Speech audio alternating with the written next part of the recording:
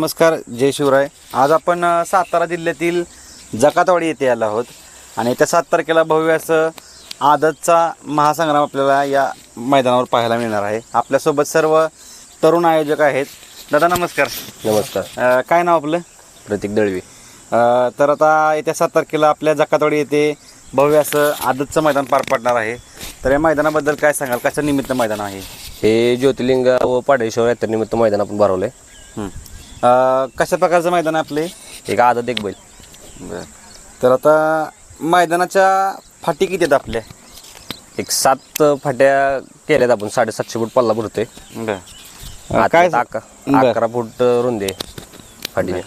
तर आता काय सांगाल, हे मैदान आपण जे भरवल्या एक आदत एक बैल, तर या बक्षीस रचना कशी असणार या मैदानाची? प्रथम क्रमांक 51,000 रुपये, द्वितीय 31, 21, 7, 5, 5 आणि क्वार्टर फायनल प्रत्येकी 2,000 रुपये.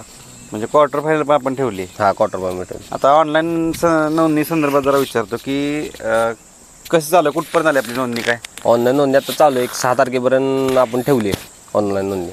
आणि लॉट कधी पडणार? काय 7 तारखेला सकाळी मैदानावर आपण लॉट पाडणार.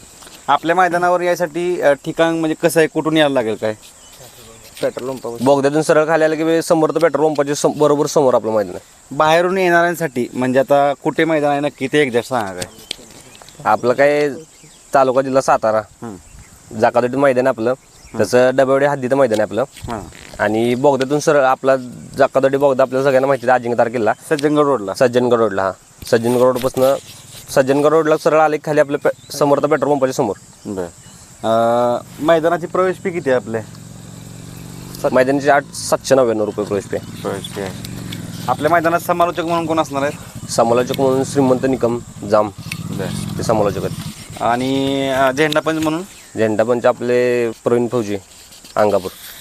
आपल्या एक आदतचं मैदान घेतलंय, तर काय सांगाल सर्वसामान्य बैलगाडा मालकांना की आपल्या मैदानात येण्यासाठी काय आव्हान कराल? आपल्या मैदानात आपल्या परळी भागात आपलं पहिल्यांदाच मैदान होतं. आपण आदतचं मैदान घेतलंय. म्हणजे आपल्या परळी भागात मैदान होतच नाहीत. आपण प्रथमच घेतले आपल्या यात्रेनिमित्त. आणि विशेष म्हणजे तुमच्या सगळ्यात तरुण सगळे तुम्ही दिसताय, तरुणांनी पुढाकार केलाय. काय म्हणजे आदतच आहे, त्यांना आदतचं मैदान घेतलं आपण. बरं, सगळे आदतचं मैदान. बरं. आता एवढं उत्स्फूर्त म्हणजे तुम्ही म्हणजे आपल्या भागात विशेष करून या सज्जनगड भागात मैदान होत नाहीत. नाही, पण तुम्ही कसा काय निर्णय घेतला करायचा? काय आपल्याला नादाच्या आपण ह्यात केले मैदान. मग गावकऱ्यांचा तेवढा प्रतिसाद मिळतोय का? म्हणजे तुम्ही 100%. बरं. आपल्या मैदानाची रीतसर परवानगी मिळाली आहे का? हा, रीतसर परवानगी घेतली आपण. आणि काय सांगाल, आता हे मैदान आपण ठेवलंय, तर बक्षिसाचं जे स्वरूप आहे तुमच्या मैदानावर, तर ते योग्य ते आहे ते सगळं सर्व बक्षीस गाडा मालकांना मिळेल का? योग्य भेटणार. कुठल्याही बैलगाडा मालकावर अन्याय होऊन देणार नाही. आणि सगळ्यांच्या समोर आपले लॉट्स काढणार आहे. आपलं लाईव्ह कोणत्या चॅनलला असणार आहे? श्री गणेश लाईव्ह. दादा नमस्कार. नमस्कार. काय नाव आपलं? माझं नाव आदित्य जाधव. बरं. काय सांगाल आता आपल्या मैदानाबद्दल? मैदान हे बैलगाडा नियमानुसारच पार पडणार, त्यात कोणता वाद नाही. आणि सर्व बैलगाड्यांना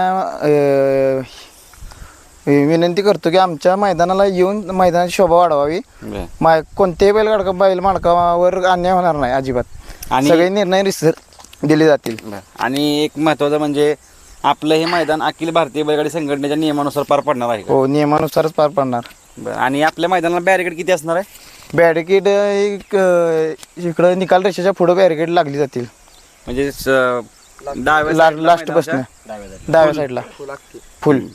नक्कीच मित्रांनो, कोणत्याही बैलावर अन्याय होणार नाही. नक्कीच एक तरुणांनी मित्रांनो एक मैदान हे सुसज्ज असं केलेलं आहे.